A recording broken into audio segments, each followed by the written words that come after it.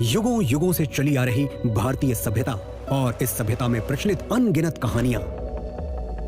हमारे पूर्वज कौन थे, हमारे संस्कार, संस्कृति, इनका उद्गम कहां से हुआ। आजादी के पीछे भी कितनी अनकही गाथाएं होंगी। और आज जो हम एक स्वतंत्र, सबल और सक्षम देश हैं, इसके पीछे भी तो कोई कारण होगा। इन सभी कहानियों की गवाही देती है हमारी हर धरोहर। तो क्या जरूरी नहीं कि इन धरोहरों को संजो के रखा जाए? क्या ये जरूरी नहीं कि हमारी आने वाली पीढ़ियां इन्हें जाने और इन पर गर्व करें? है ना? पर क्या कोई है जो ये जिम्मा उठा रहा है?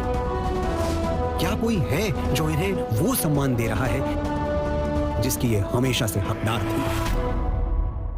नमस्कार, मैं काम्या जानी ले जा रही हूँ आपको एक नए भारत के सफर पर, जहाँ इसकी आत्मा, इसकी संस्कृति, अध्यात्म और सभ्यता को नए सिरे से सहेजा जा रहा है।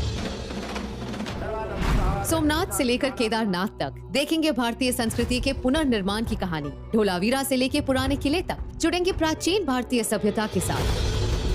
और अंडमान निकोबार से लेकर दिल्ली तक नमन करेंगे उन नेशनल हीरोज को जिन्होंने आजाद भारत की नींव रखी।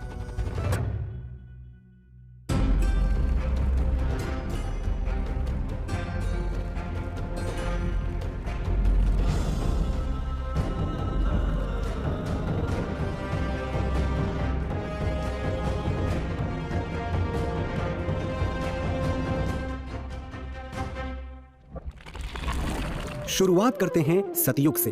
ये कहानी है ब्रह्मा, विष्णु और महेश्वर की। ये तब की बात है जब महादेव ने ब्रह्मा और विष्णु जी के ऊपर क्रोधित होकर ज्योति स्तंभ का रूप लिया और उस स्तंभ की ज्योति धरती पर जहाँ जहाँ पड़ी, उन स्थानों पर आज हम शिव जी के ज्योतिर्लिंग को देखते हैं। 12 ज्योतिर्लिंगों में सबसे पहले आते हैं श्री सोमनाथ महादेव।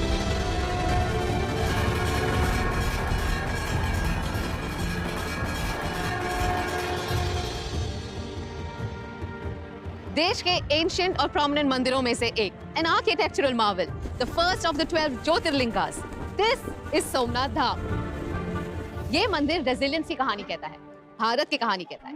17 बार तोड़े जाने के बाद भी आज सोमनाथ मंदिर का ध्वज गर्व से लहराता है।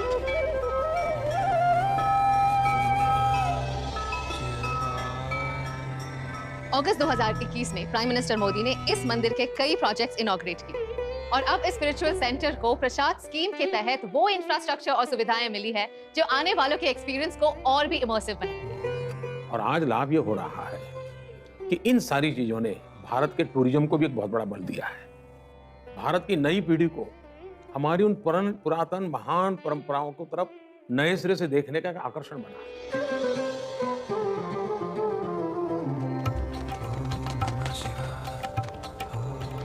बचपन से सुनते आ रहे इस मंदिर को बार बार तोड़ा गया, शायद कुछ 17-18 बार तोड़ा रहेगा। आज इस मंदिर में आके इसका ये विराट रूप देख के, यहाँ का आर्किटेक्चर, यहाँ की फैसिलिटीज, सच में बताओ तो मुझे विश्वास ही नहीं हो रहा। प्रसाद स्कीम के वजह से आजकल भक्तों को दर्शन करने की कोई प्रॉब्लम नहीं होती। यहाँ पे कैंपस में बहुत सारे फैसिलिटीज है, पर मुझे सबसे ज्यादा ये अच्छा लगता है कि इनके पास एक फैसिलिटेशन सेंटर है जहाँ पे आके सभी टूरिस्ट तैयार हो सकते हैं। एकदम आसानी से और आराम से दर्शन हो जाता है। लोग कहते हैं मोदी जी ने क्या किया। 70 साल पहले सरदार भाई पटेल का जो सपना था सोमनाथ को लेकर, उसको पूरा किया। सोमनाथ हो या अयोध्या हो, ऐसा लगता है ये हमारे भारत का, हमारी संस्कृति का एक पुनर्निर्माण है।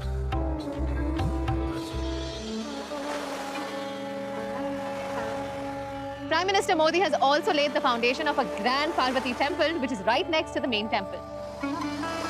In this newly renovated Somnath Dham, एक 1.5 किलोमीटर लंबा वर्ल्ड क्लास प्रोमेनाड बनाया गया है, जिसकी एक तरफ है मंदिर और दूसरी तरफ है समुद्र दर्शन। सोमनाथ मंदिर का ये ग्रैंड अवतार रिप्रेजेंट करता है इंडिया के बढ़ते आत्मविश्वास को, हमारी रीअवेकन स्पिरिट।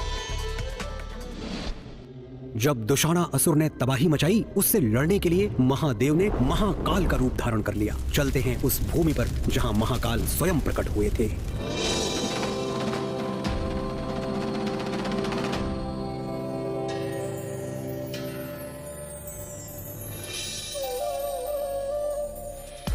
चाहे स्कंद पुराण हो या कालिदास का मेघदूत, महाकालेश्वर मंदिर का वर्णन हर जगह बड़े डिटेल में मिलता है। Out of all 12 Jyotirlingas, only here the Shivling faces south, signifying the Lord of Time and Death. हर साल लगभग 1.5 करोड़ श्रद्धालु यहाँ शिव दर्शन के लिए आते हैं।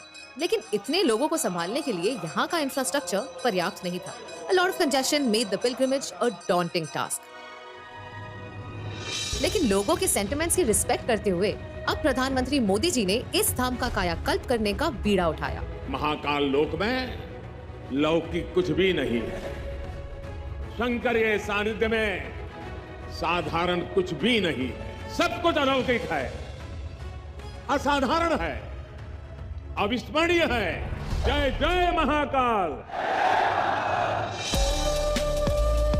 अब यहाँ है ड्रिंकिंग वाटर और सैनिटाइजेशन फैसिलिटीज, चौड़े रास्ते, एल्डरलीज के लिए इलेक्ट्रिक व्हीकल, कैंपस में है खाने पीने की व्यवस्था और भी बहुत कुछ। साथ ही भक्तों की सुविधा के लिए हर इंस्टॉलेशन और स्कल्पचर के आगे टेक्नोलॉजी को पिरोया गया है। आज से पहले भी 2 बार तो मैं यहाँ आ चुकी हूँ, पर इस बार का जो माहौल है वो कुछ और ही है। What I'm seeing, it's a phenomenon. भीड़ तो आज भी लगी रहती है, लेकिन दर्शन के लिए ज्यादा देर किसी को रुकना नहीं पड़ता, सब फटाफट हो जाता है।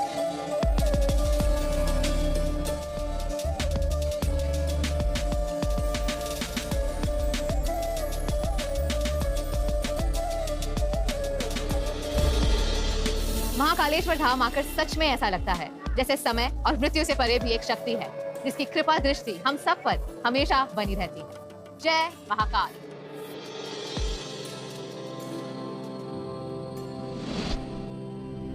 सतयुग की ही बात है जब भगवान श्री विष्णु जी ने अपना सुदर्शन चक्र चलाकर मां सती के मृत शरीर को 52 टुकड़ों में बांट दिया। तब धरती पर जिन जिन जगहों पर मां सती के अंग गिरे वहां एक एक शक्तिपीठ मौजूद है, जिनमें से एक है पावागढ़।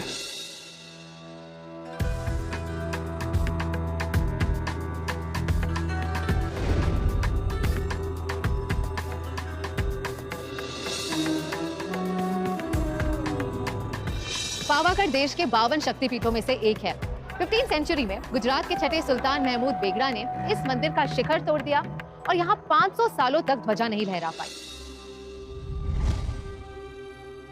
लेकिन प्राइम मिनिस्टर मोदी ने इस मंदिर को संवारा और 500 साल बाद यहाँ फिर से ध्वजा लहराई।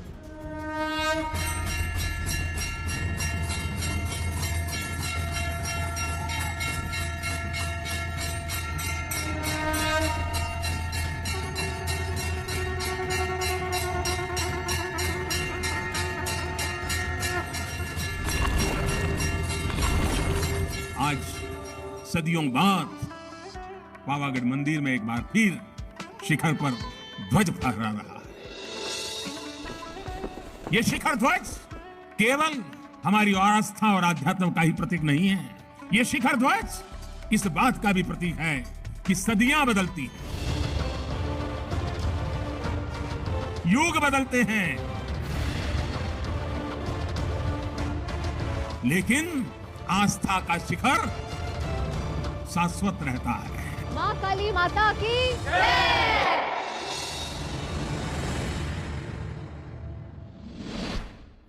माता सती ने मां पार्वती के रूप में पुनर्जन्म लिया और फिर शिव जी ने मां पार्वती के साथ जहां अपना घर बसाया वो स्थान है काशी।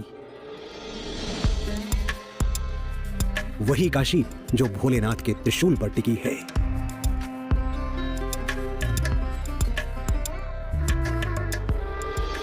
जीवन मरण के चक्र से मुक्त होकर अगर किसी को मोक्ष प्राप्ति करनी है तो उसका रास्ता केवल एक जगह पर ही मिल सकता है, बनारस।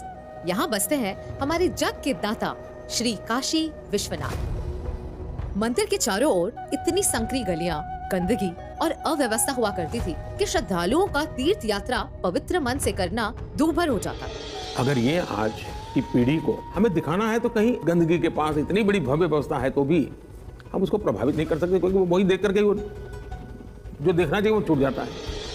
गांधी जी ने भी 100 साल पहले काशी की अव्यवस्था की ये समस्या व्यक्त की थी, जो आखिरकार अब प्रधानमंत्री मोदी जी के हाथों इनॉग्रेटेड काशी विश्वनाथ धाम प्रोजेक्ट से सॉल्व हो गई। इस प्रोजेक्ट को 32 महीनों के रिकॉर्ड टाइम में बनाया गया है। प्रधानमंत्री मोदी जी के विजन के तहत काशी का ऐसा कायाकल्प हुआ कि इसे मिला वो ग्रैंड अवतार जिसका काशी विश्वनाथ धाम हमेशा से हकदार था।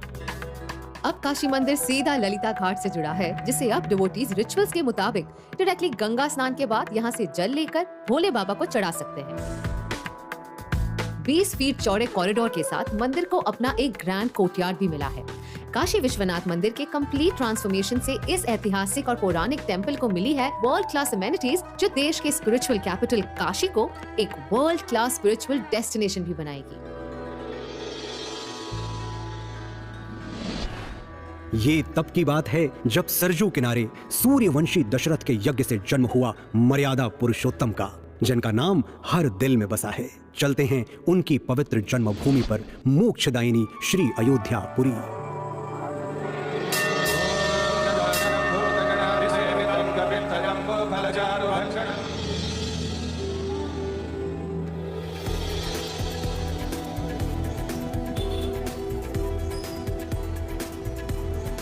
क्या आप कभी सोचते हैं कि हमारे इंडियन कल्चर में हमेशा माता पिता की सेवा करना, परिवार के प्रति जिम्मेदारियां उठाना या दोस्तों का साथ निभाना, ये सब हमारे जहन में क्यों है?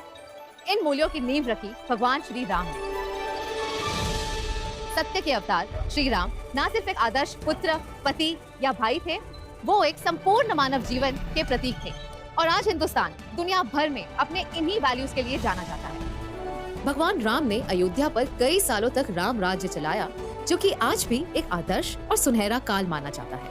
इस राज्य में ना कोई ऊंचा था, ना कोई नीचा। लोगों के प्रति इतना प्रेम कि आज भी कई भारतीय परिवार अपने बच्चों का नाम राम से जोड़ना पसंद करते हैं, ताकि उन बच्चों में भी वो वैल्यूज आए। इसके बावजूद इतने सालों तक राम लला के लिए यहाँ कोई मुख्य मंदिर नहीं था, पर अब ये स्थिति जल्द ही बदलने वाली है। अयोध्या में बन रहे इस ग्रैंड मंदिर का सिर्फ एक ही मकसद है, हमारे प्रभु श्री राम को उन्हीं के जन्म स्थान में उचित सम्मान देना।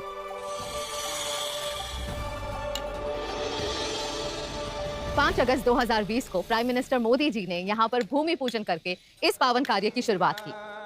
शायद ये भगवान का आदेश ही था कि अयोध्या का ये कार्य भी उन्हीं के हाथों से पूरा हो।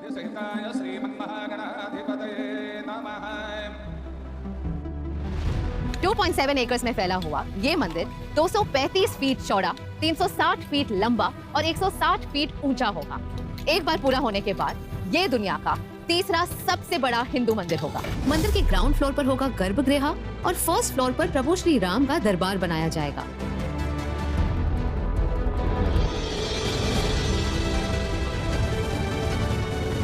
इस खूबसूरत मंदिर को बनता देख मन से एक ही आवाज निकलती है, जय सिया राम। और अब हम आरंभ करते हैं द्वापर युग की वो महागाथा जिसका नाम है महाभारत। कहा जाता है कि महाभारत की लड़ाई के बाद पांचों पांडव चारों तरफ हुए मृत्यु के तांडव से बहुत दुखी थे। इस व्यथा से मुक्ति पाने के लिए उन्होंने भगवान शिव को ढूंढना शुरू किया, ताकि उनके आशीर्वाद से उनका मन शांत हो सके। तब महादेव ने उन्हें यहीं इसी स्थान पर दर्शन दिया।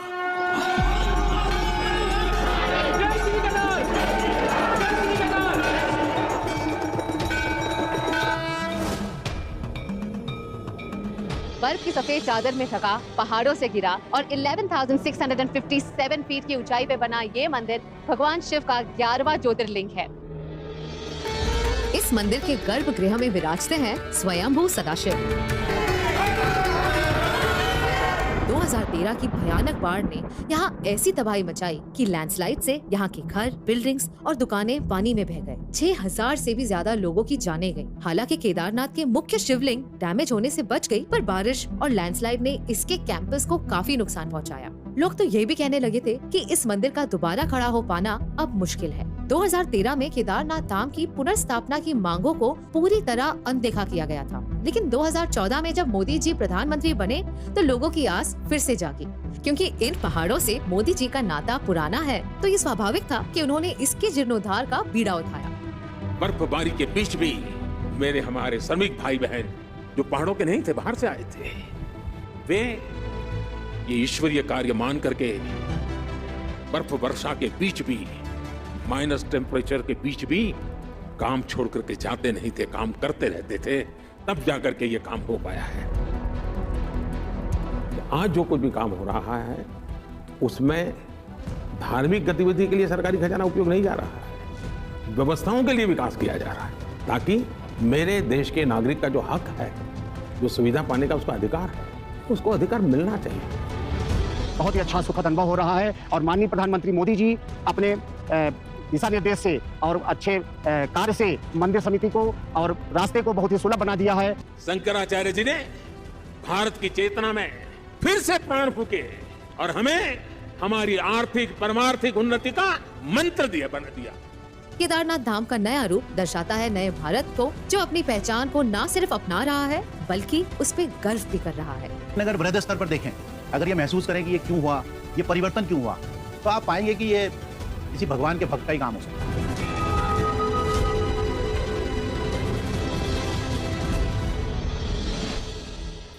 युग बदलते हैं और साथ ही बदलती हैं हमारी विचारधाराएं, जो जन्म देती हैं नई सभ्यताओं को। और एक ऐसी ही महान सभ्यता के अवशेष आज भी इस शहर में देखने को मिलते हैं। आज मैं जहां हूं, ये उन जगहों में से एक है जिसकी वजह से हमारी कंट्री मदर ऑफ सिविलाइजेशन कहलाती है। धोलावीरा इंडस वैली सिविलाइजेशन के समय के सबसे बड़े शहरों में से एक था। रिसर्च बताती है कि धोलावीरा शहर को एक प्री ज्योमेट्रिक प्लान के मुताबिक बनाया गया था। ये शहर 3 डिविजन्स में ऑर्गेनाइज था: सिटाडेल, मिडिल टाउन और लोअर टाउन। और यहाँ उस वक्त भी defence system, gateways, built up areas, street systems, stone built water systems, wells और लार्ज ओपन स्पेसेस की सोफिस्टिकेटेड फैसिलिटीज मौजूद थी। धोलावीरा के लगातार होते रहे एक्सकवेशन से इंडस सिविलाइजेशन के बारे में काफी नई इंफॉर्मेशन सामने आई। लेकिन water shortage, lack of electricity, infrastructure as well as connectivity जैसे प्रॉब्लम्स की वजह से this place was losing its lustre. इतनी हिस्टोरिकल जगह को गुजरात के बाहर लोग जानते तक नहीं थे। तब श्री नरेंद्र मोदी ने गुजरात के सीएम के तौर पर कच्छ की काया पलटने का जिम्मा लिया। मैं जब धोलावीरा देखने गया था और वहां की बारीकियों को वहां के लोग समझा रहे थे, 5000 साल पहले ऐसी विरासत, वहां की एक एक ईंट, एक एक पत्थर इन सिंधु संस्कृति की परंपरा के उन महान सपूतों के पराक्रम की गाथा कहता है। कच्छ को तमाम इंफ्रास्ट्रक्चर फैसिलिटीज देकर एक टूरिस्ट स्पॉट के रूप में विकसित किया गया है। आज प्रॉपर प्रिजर्वेशन, फैसिलिटीज और कनेक्टिविटी मिलने से हमारे हेरिटेज का ये पिलर इंडिया के ग्लोरियस पास्ट की कहानी बताने के लिए पूरी तरह तैयार है। यही वजह है कि इसे 2021 में यूनेस्को ने वर्ल्ड हेरिटेज साइट का दर्जा भी दिया।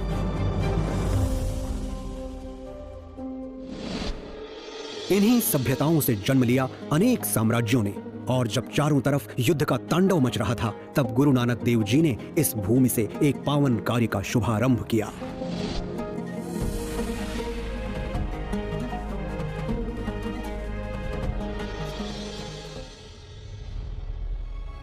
मैं हूँ एक्चुअली करतारपुर साहिब कॉरिडोर, जो है अमृतसर से अबाउट 50 किलोमीटर दूर। अब इस जगह की खास बात यह है कि टर्मिनल की उस तरफ है पाकिस्तान, जहाँ है वर्ल्ड फेमस गुरुद्वारा श्री करतारपुर साहिब। आज सरहद पार स्थित इसी जगह से सिख गुरु नानक देव जी ने लंगर की शुरुआत की थी। गुरु नानक देव जी ने अपनी जिंदगी के आखिरी 18 साल इसी भूमि पर बिताए। इसी भूमि पर गुरु ग्रंथ साहिब के कई हिस्से लिखे गए। इंडिक रिलीजन्स में सिख धर्म का बहुत महत्वपूर्ण स्थान है। 2019 से पहले सिख श्रद्धालुओं के पास बस 2 ही रास्ते थे। 125 किलोमीटर की दूरी तय कर लाहौर के रास्ते एक कॉम्प्लिकेटेड वीजा प्रोसेस के थ्रू गुरुद्वारे जाना, या फिर डेरा बाबा नानक में बने व्यूइंग पॉइंट से इसकी झलक पाकर मन महसूस कर रह जाना। बदलाव ये आया कि आज 4.2 किलोमीटर लंबे करतारपुर कॉरिडोर से एक दिन में लगभग 5000 भारतीय श्रद्धालु बिना वीजा के सीधा दर्शन के लिए जा सकते हैं और अपनी आस्था का मान रख सकते हैं। बिना किसी स्टैम्प के ऑन माय पासपोर्ट हम जा सकते हैं Kartarpur Sahib Gurdwara, which is in Pakistan. Kartarpur corridor की नींव प्राइम मिनिस्टर मोदी ने 26 नवंबर 2018 को रखी थी और इसका उद्घाटन किया 9 नवंबर 2019 को।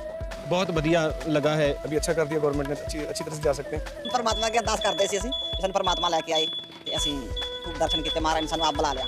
वो जो गुरु के फरमान है वो अंदरों महसूस किए जाने पर सुकून मिलता है। करतारपुर दर्शन को सुलभ करने की मांग आजादी के समय से चली आ रही है, लेकिन उन पर कभी ध्यान नहीं दिया गया। पर आज मोदी जी के इन्हीं प्रयासों से देश के विभिन्न धर्मों के श्रद्धालु, खासकर सिख श्रद्धालु, अपनी तीर्थ यात्रा सहजता से पूरी कर पा रहे हैं। भारत वो सोने की चिड़िया जिस पर हर किसी की नजर थी। यहाँ जो भी आया उसने भारत को बेदर्दी से। ज्यादा प्राचीन वस्तुएं हैं जो प्री हिस्टोरिक एरा से लेकर मॉडर्न पीरियड तक के हैं। इसमें कई सारी मूर्तियां, सिक्के, पेंटिंग और कॉपर आर्टिफैक्ट्स शामिल हैं। भारत की पहचान है भारत की आध्यात्मिक विरासत। भारत में समाज जीवन को जोड़ना, समाज जीवन को समयानुकूल परिवर्तन करने के लिए प्रेरित करना, इन सब में हमारी सांस्कृतिक धारा का बहुत बड़ा योगदान रहा है। चाहे वो स्टैंडिंग इमेज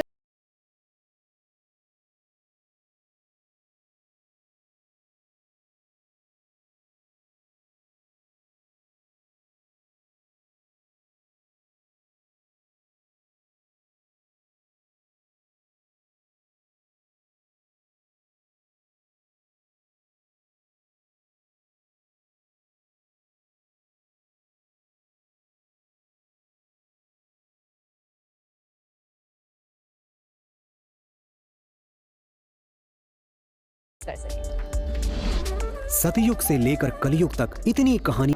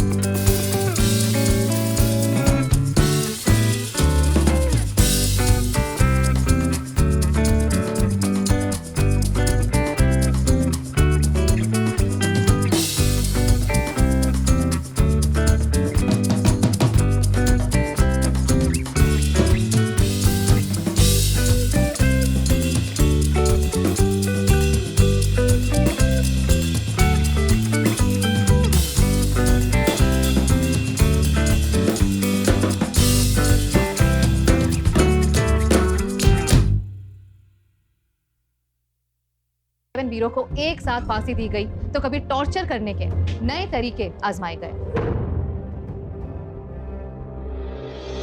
हमारे स्वतंत्रता संग्राम के इतिहास को जानना जितना जरूरी है उतना ही उसे संजोना भी जरूरी है, क्योंकि उन वीरों ने अपने सुख दुख की चिंता ना करते हुए यहाँ के गलियारों में इन ह्यूमन पनिशमेंट सही, लेकिन वो हारे नहीं, झुके नहीं, वे अंग्रेजों के जुल्म से लड़ते रहे। इन बलिदानियों में सबसे ऊपर नाम है विनायक दामोदर सावरकर का, जिनको प्राइम मिनिस्टर मोदी ने यहाँ आकर श्रद्धांजलि दी।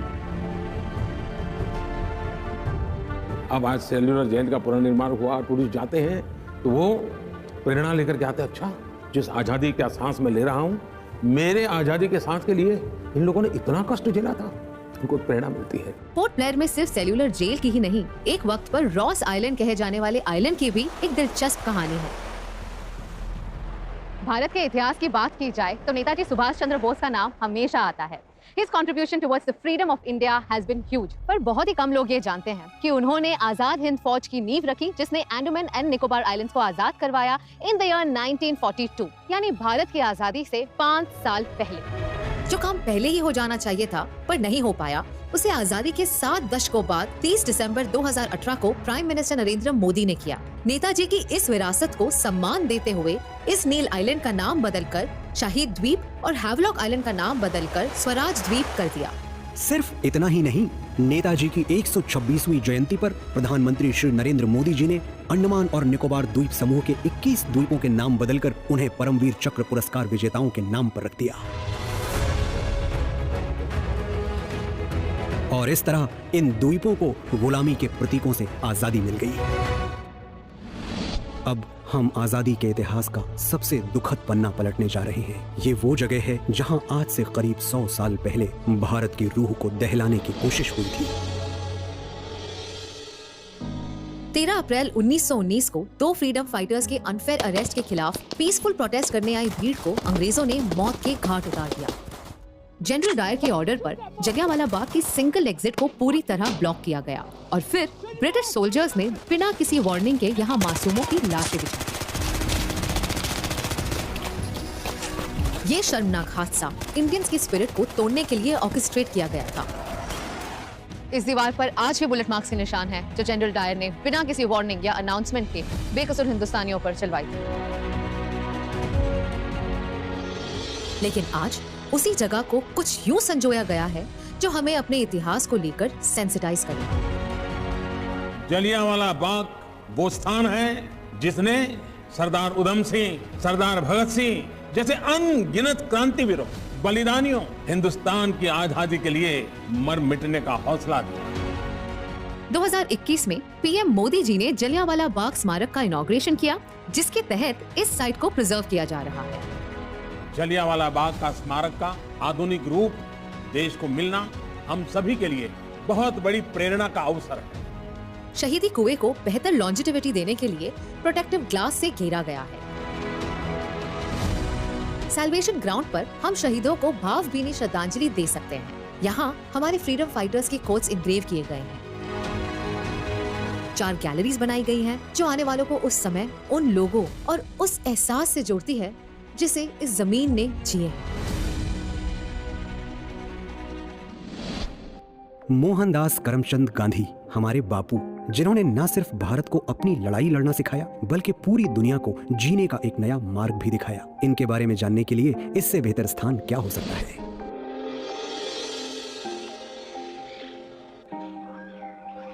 बापू ने कहा था, my life is my message, और ये जगह बापू के संदेश का आईना है।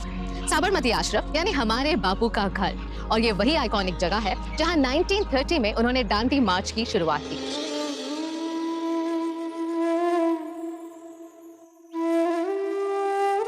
आज देश में उनके आदर्शों का अनदेखा विस्तार होता दिखता है, चाहे वो बापू का स्वच्छ भारत का सपना हो या रूरल इंडिया की अपलिफ्टमेंट का। नया भारत आज उसे जी रहा है। तो ऐसे में बापू की लेगेसी क्यों पीछे रह जाए? दांडी का उल्लेख तो पढ़ते हैं कि 1930 में दांडी भारत की आजादी के आंदोलन में एक टर्निंग पॉइंट था। तो दांडी कहाँ था, क्या हुआ था, उसको आधुनिक रूप में प्रस्तुत करना बहुत जरूरी है। और इसी जज्बे के साथ 2019 में गवर्नमेंट ऑफ इंडिया ने एक रीडेवलपमेंट प्रोजेक्ट अनाउंस किया, जिसके तहत साबरमती आश्रम के अंदर और आसपास के 63 हेरिटेज स्ट्रक्चर्स को रीडेवलप किया जाएगा। एम्फी थिएटर्स, मॉडर्न फैसिलिटीज से लैस होकर ये आश्रम एक वर्ल्ड क्लास मेमोरियल बनेगा, where guests can have an immersive experience and get a glimpse into his simple living and high thinking. हमने कई क्रांतिकारियों और वीरों के बारे में पढ़ा है, पर शायद इतिहास में कुछ अहम नामों का जिक्र रह गया। ये कहानी ऐसे ही एक नाम की है जिनके बिना शायद आज का भारत कुछ ऐसा दिखता।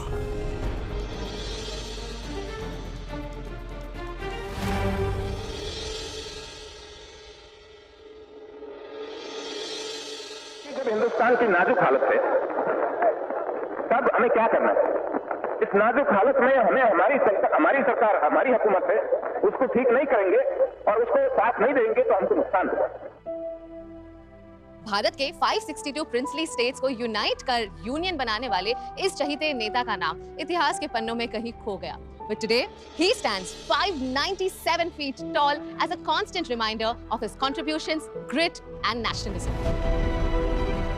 श्री नरेंद्र मोदी ने 2013 में गुजरात के सीएम के तौर पर स्टैच्यू ऑफ यूनिटी प्रोजेक्ट की अनाउंसमेंट की थी और अक्टूबर 2018 में उन्होंने पीएम के तौर पर इसका इनॉग्रेशन किया। आज जब धरती से लेकर के आसमान तक सरदार साहब का अभिषेक हो रहा है, तब भारत ने न सिर्फ अपने लिए एक नया इतिहास भी रचा है, बल्कि भविष्य के लिए प्रेरणा का गगनचुंबी आधार भी तैयार किया।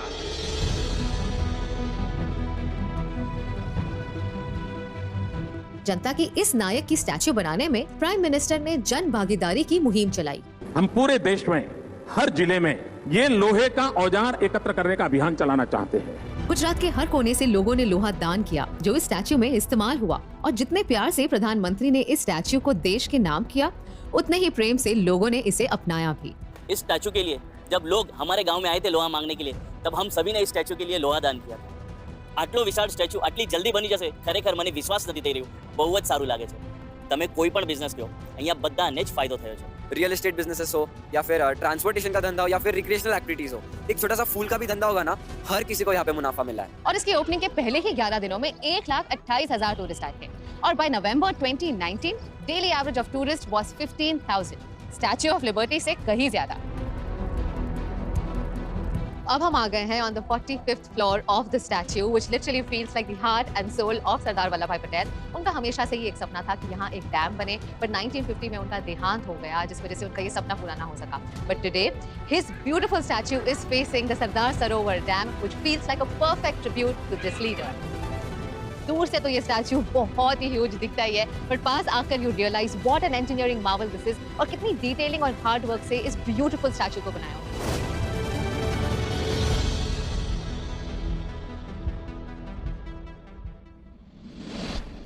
1947 में हमें आजादी तो मिल गई, पर एक आजाद देश को भी एक व्यवस्था की जरूरत होती है. डॉक्टर बाबा साहब अंबेडकर ने हमें संविधान के रूप में ये व्यवस्था प्रदान की. पर क्या आप जानते हैं उनके तीर्थ के बारे में? बाबा साहेब भारत के संविधान को रचने वाले, आधुनिक भारत के निर्माता, एक महान स्कॉलर जिनकी लीगल, इकोनॉमिक और सोशल पॉलिसीज देश की आधी आबादी और वंचित वर्ग के अपलिफ्टमेंट की नींव बनी. बाबा साहेब का व्यक्तित्व और योगदान इतना विराट है कि he is seen as the true symbol of equality.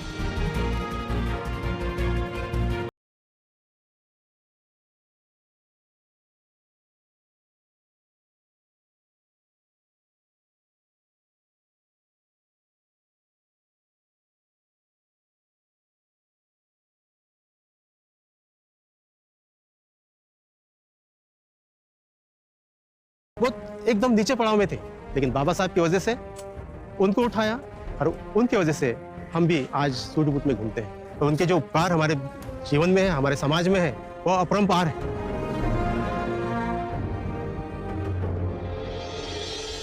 यही विजन लेकर पीएम मोदी ने उनकी लाइफ के 5 इंपॉर्टेंट प्लेसेस को पंच तीर्थ बनाने की घोषणा की. इस महापुरुष ने हमें बहुत कुछ दिया. एक प्रकार से समाज ने अपना कर्ज चुकाना है, ये कर्ज चुकाने का एक छोटा सा प्रयास. वो जगह जहां उनका जन्म हुआ, जहां उन्होंने पढ़ाई की, जहां उन्होंने दीक्षा ली, जहां उन्होंने आखिरी सांस ली और जहां उनका फाइनल रेस्टिंग प्लेस बना.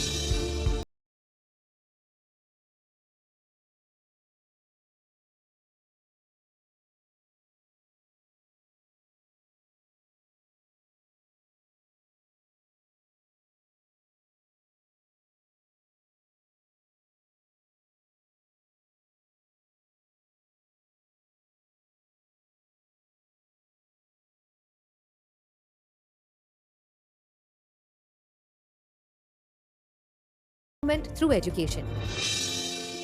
3.25 एकर्स में फैले और 3 स्टोरी ऊंचे इस सेंटर का उद्देश्य है बाबा साहब के उस सपने को पूरा करना जो उन्होंने आजाद भारत के लिए देखा था.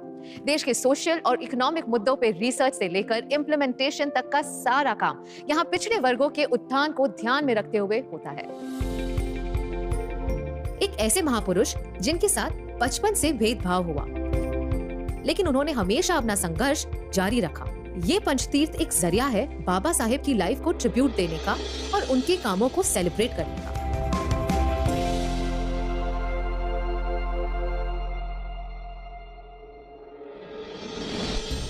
आजादी का ये सफर आसान नहीं था. इसे पाने के लिए अनगिनत बलिदान दिए गए. अगर आजादी एक हक है तो एक जिम्मेदारी भी. पर यह जिम्मेदारी हम पूरी कैसे करें? अपनी जिंदगी को देश के नाम कर देना इतना आसान होता होगा क्या? ताजुब की बात है कि इतने सालों तक इन वीरों को समर्पित कोई स्थान नहीं था. जनवरी 2019 में प्रधानमंत्री नरेंद्र मोदी के हाथों इनॉग्रेटेड दिल्ली के रेड फोर्ट के प्रेमाइसेस में बना क्रांति मंदिर समर्पित है उन्हीं सभी फ्रीडम फाइटर्स को जिनकी वजह से आज हम आजाद हैं.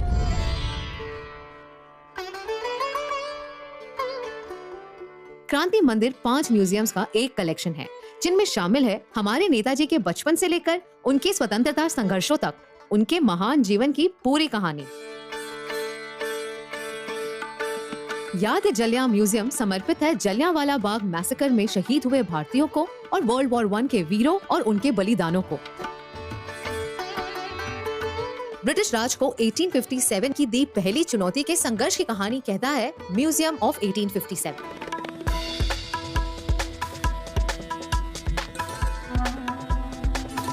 इंडिया की 3 सेंचुरीज के आर्ट और कल्चर को गर्व से दर्शाता है दृश्य कला म्यूजियम।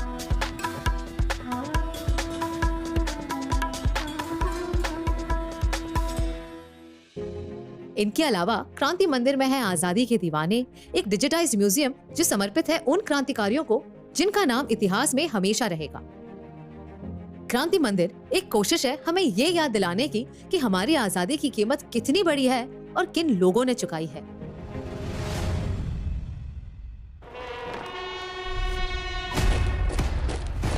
और वो नौजवान जिन्होंने देश प्रेम की सांसें भरकर अपनी जान कुर्बान कर दी, हम उनका सम्मान करना कैसे भूल सकते हैं।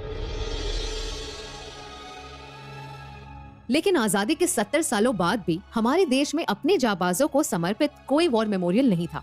इसे बदला पीएम मोदी जी ने 2019 में, जब उन्होंने नई दिल्ली में एक world class national war memorial का उद्घाटन कर देश प्रेम को एक नई दिशा दी।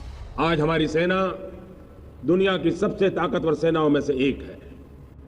देश पर संकट चाहे दुश्मनों के कारण आया हो या फिर प्रकृति के कारण आया हो, हमारे सैनिक ने हमेशा पहला वार अपने ऊपर लिया। हमारे वीर सेनानियों ने मां भारती के कण कण की रक्षा के लिए जीवन आहुति कर दिए। ये बलिदान सिर्फ नाम मात्र से पता नहीं होता है, उसकी भव्यता दिव्यता की अनुभूति करानी होती है। आजादी से लेकर अब तक हजारों जवानों ने देश के लिए अपनी जान दी है। नेशनल वॉर मेमोरियल बनाया गया है उन्हीं वीरों को उचित सम्मान देने के लिए। ये मेमोरियल एक चक्रव्यूह के थीम में बनाया गया है, जिसमें 4 कॉन्सेंट्रिक सर्कल्स हैं। अमर चक्र की अमर ज्योति दर्शाती है हमारे शहीदों के अमरत्व को। वीरता चक्र में है 6 ब्रॉन्ज म्यूरल्स जो भारतीय जंगों की कहानी कहती है। त्याग चक्र की ग्रेनाइट टैबलेट्स पर स्वर्णिम अक्षरों में उन वीरों के नाम है जिन्होंने देश के लिए अपनी जान न्यौछावर की है। और पेड़ों से घिरा रक्षा चक्र समर्पित है उन्हें जिन्होंने हमारी और देश की रक्षा की है। पर इस मेमोरियल की सबसे खास बात है यहाँ की नेक्स्ट ऑफ किन सेरेमनी। सिर्फ शहीद ही नहीं, उनके परिवार वालों ने भी कुर्बानी दी है, किसी अपने की कुर्बानी। इस सेरेमनी में उन्हें यहाँ बुलाकर शहीदों को श्रद्धांजलि अर्पण करने का मान दिया जाता है।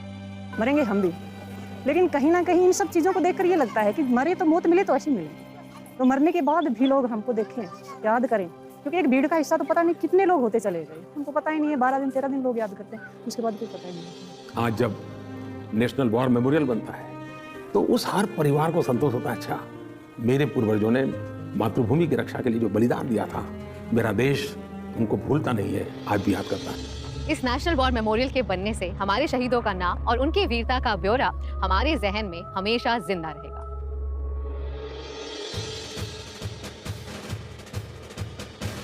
हमारे सोल्जर्स की तरह ही कुछ और लोग भी हैं जिनका एक ही मकसद है, देश को और हमें सुरक्षित रखना, हमारी पुलिस। लेकिन हमारे देश में ऐसी कोई जगह नहीं थी जहां जाकर इनके जीवन और बलिदान के बारे में हम जान सकें। Since independence, more than 35,000 police personnel have made the supreme sacrifice in the line of duty. हमारे इन्हीं प्रोटेक्टर्स को समर्पित है देश का नेशनल पुलिस मेमोरियल। इसके बीचों बीच बना 30 फुट ऊंचा ब्लैक ग्रेनाइट शिल्प पुलिस कर्मियों की स्ट्रेंथ और परसिस्टेंस को दर्शाता है, और इसके नीचे बहती 60 फुट नदी उनकी सेवा को। स्मारक के बेसमेंट में एक एग्जीबिशन सेंटर है उन वीरों को समर्पित जिन्होंने देश की सेवा में अपनी जान दे दी। वॉल ऑफ वैलर में ऐसे 35,000 से ज्यादा वीरों का नाम अंकित है। बहुत सारे लोग हैं जो पुलिस फोर्स में है, और मैंने बचपन से देखा है कि यार दिन हो रात हो, दिवाली होली, उन्हें कभी भी कॉल आ जाए उनको भागना पड़ता है। जब यहाँ आते हैं और देखते हैं कि यार उनके सेक्रीफाइस को, उनके एफर्ट्स के लिए कुछ किया जा रहा है, उनके मेमोरियल के लिए कुछ मतलब हम लोग बना रहे हैं, तो यार बहुत अच्छा लगता है ये सब देख के, मतलब बहुत खुशी होती है अंदर से। 2002 में अटल जी की सरकार ने जो सपना देखा था उसे साकार किया प्रधानमंत्री मोदी जी ने 2018 में। आज पुलिस बेड़े से जुड़े उन हजारों शहीदों को याद करने का भी अवसर है जिन्होंने आजादी से लेकर अब तक कर्तव्य पथ पर चलते हुए अपना सर्वस्व न्यौछावर कर दिया। Imagine so many police officers have sacrificed their life guarding our rights and bringing us justice. I feel this is a great step in giving justice to their efforts. People should know about their supreme sacrifices.